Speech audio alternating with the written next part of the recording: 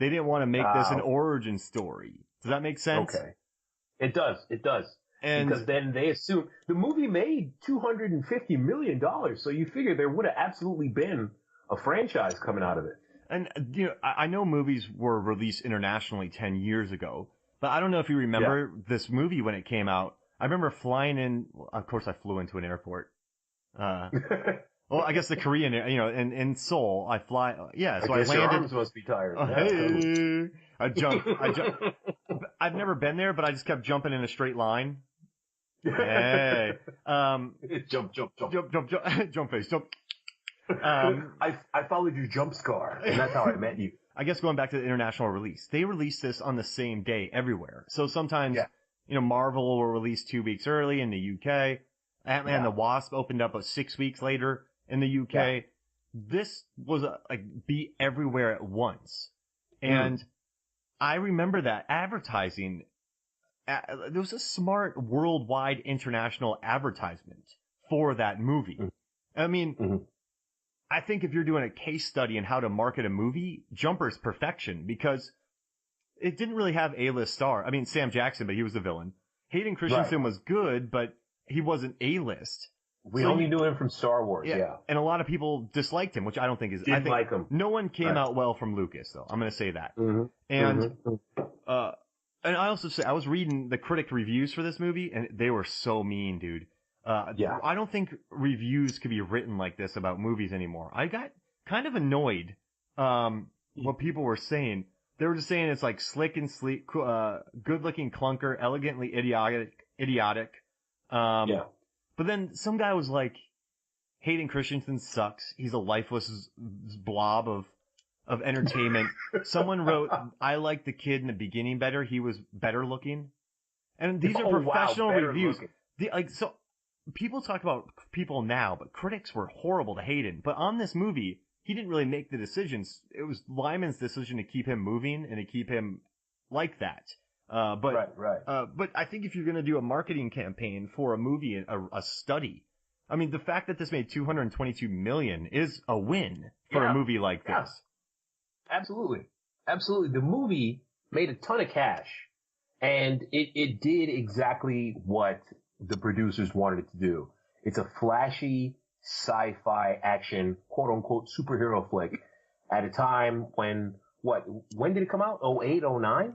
So wait, no, when did I go to Korea? Oh, dude, 08, because, I'm sorry, I keep saying 09. Yeah, I was thinking, in 2008, it came out. Okay. So it came out before Hulk, Iron Man, and Dark Knight. Right. So it was before superhero stuff actually really started taking over the marketplace. Now, if this movie comes out today, they'll dig into the emotional stuff, and I probably assume that it would be closer to the book, and it would have been a much better movie.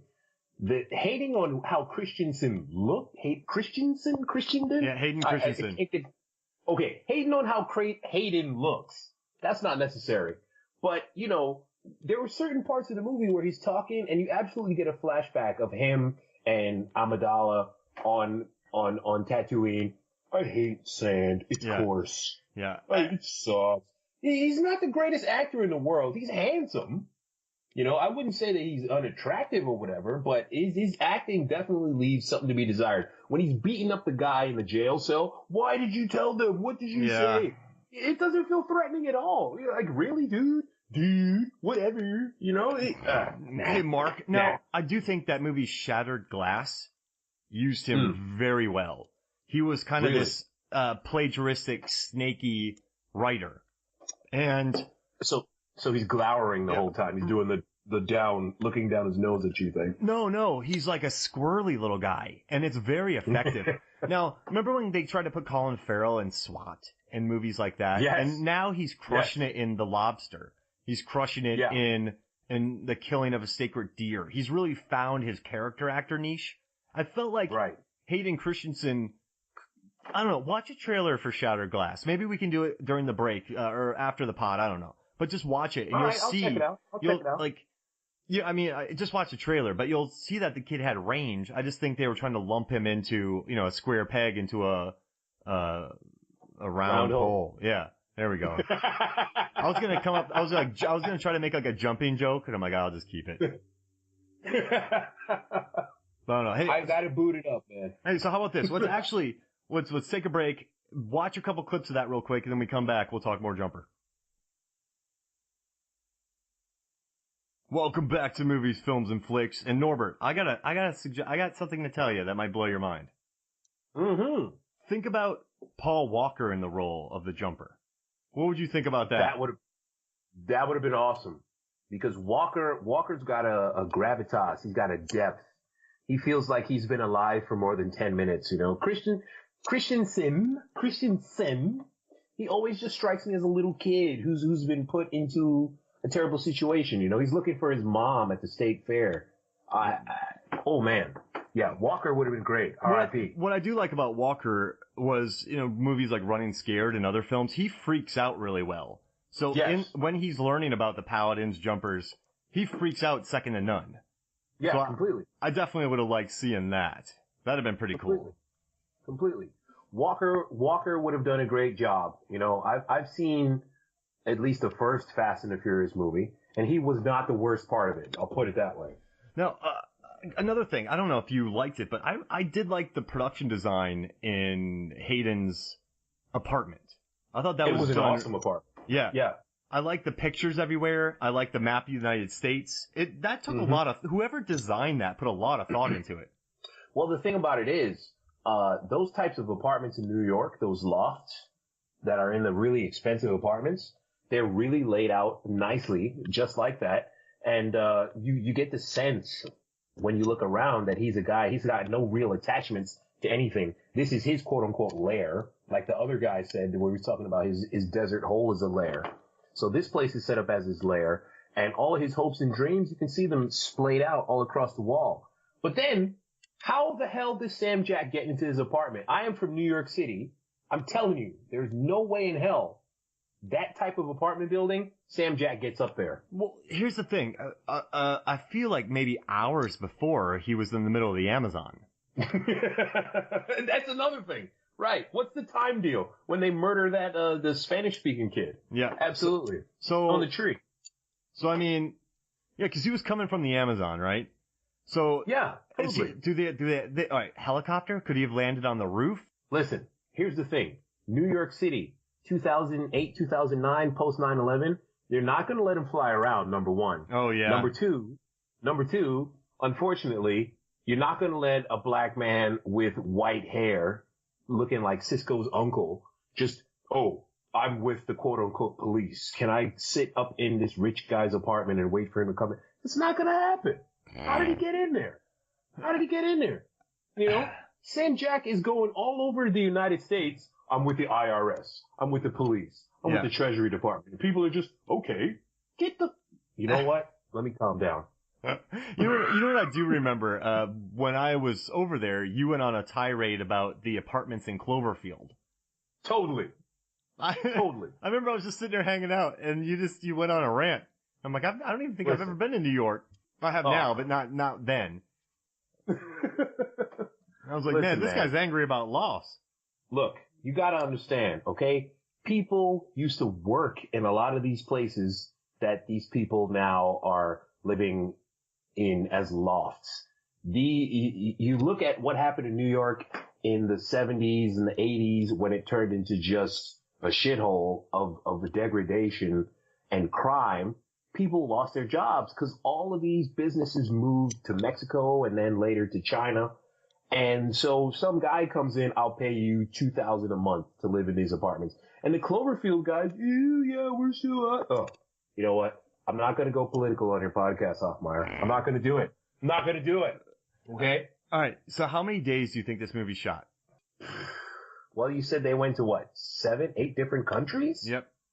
I'm going to say 3 months, 4 months. Oh, yeah, you're pretty much right. 100 days of shooting. There it is. That's crazy. You know, they shot in Shibuya Square, and no way. Yeah, there were no extras. So they couldn't pay for that. So anybody who stopped and looked at the camera, they said just a lot of the people in the square were like, I don't care. These two guys are fighting. Who cares? Also, they had Jamie and Hayden fighting in Times Square. No one cared. Wow. They had definitely no one cared. They no had one cared Times Square for sure. All the extras, people just coming up in Rome, which I thought was really interesting. So it's pretty. I saw a couple people stare at the camera, but I liked hearing those on the production side, and also they had a day off. So every time they had a day off, Doug Liman would just go drag Hayden Christensen somewhere, and this is why like the guy, they showed him one time. Doug was dragged Jamie, Rachel, and Hayden to London, and Jamie and Hayden and Rachel just seemed really chill. They probably hated that their day off was going to this, but they cut to Jamie and he's just looking pissed off, so angry at the world. Yeah. And Doug, by himself, would have Jamie and Hayden fighting in real traffic, and Doug would be chasing them with a video camera. You see, I don't know how it goes in London, but in New York, you know, unless you're fighting actually literally in the middle of traffic, two people fighting, that's not going to stop the show. Yeah. So absolutely, when you talk about them in Times Square beating each other up and nobody cares, I believe that 100%. It said like a guy in a Batman suit walked by. Hey, what are you guys doing? You know what I mean? Yeah. There's a Batman guy, there's a kid trying to sell you CDs for his mixtape, you know what I'm saying? Somebody down the block, trees, trying to sell you cannabis, you know what I'm saying? This is New York. This is just, you know, it's just the way it is. I wish I could show this to my students though, because I loved everyone just sort of falling apart. Cause I always tell my students on film sets, they're just a pain. You're 14 hours a day. You're kind of miserable. And I love this scene where the producer is yelling at Doug. He's just saying, we don't have time. We don't have time. He's like, we just don't have time. And then I guess they would have Sam Jackson there, and Sam Jackson's time was really limited. And like, well, we already shot all the days with Sam Jackson. Now I need to get him back. And the directors just kind of like, do it. You're going to have to listen to me. Liman is from New York. Listen, you don't tell me that Samuel Jackson's not available, okay? You call him on the phone, you get his ass here, and we're going to shoot the shot, okay? You, Christensen over there, Bilson, you over there. Get it set up. Let's go. He's like a 50-year-old New Yorker. Are you kidding me? I'm not going to tell him what to do. What I liked about him is he just moved. He just, and also, so Sam Jackson said, I've done over 100 films and this is different. And interesting, quote unquote. And that's not a good one. He also said, Doug Liman, that he based his character a lot on himself because he said some of his exes watched it and they were like, that character's you because you just run away from problems. So this guy took this script written by Goyer, very good writer, that made it basically about his like failure to commit, and he's also a pilot, and so he wanted to go all over the place. And another interesting story he told was, you know, he's like, you know, I'm in New York, but you go to L.A. and it's just debauchery there. And he's like, your moral compass gets lost, and it's pretty interesting that he's like, you guys live there, you know how horrible it is. And they're like, well, we probably can't talk about this because we have, you know, we signed NDAs. But this guy, I'm telling you, I really like this Doug Liman. Like, I like him because he tells you exactly who he is. Does that make sense? Listen, the man is an old New Yorker. Yep. I'm telling you, there are certain things that you do when you're an old New Yorker that other people do not do. Okay? That guy, he's not going to take crap from anybody, first of all. Second of all, he wants it done this way. This is how it's going to get done. All right? Swingers, great movie. Yep. Edge of Tomorrow, classic. Great. All right? Born Identity, classic. Mr. and Mrs. Smith, he gets it done, man. Yeah. He gets it done. So these people, you know, they want him to, no, go over there, stand on your mark, and listen when I tell you. Action, let's go. Liman.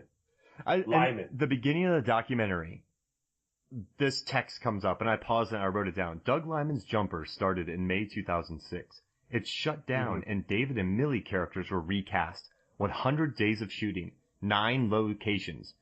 This is standard for Doug Liman productions, where he says scripts are unlocked, and we can change them at will, and we always have lengthy processes. So the documentary started with almost like throwing him under the bus.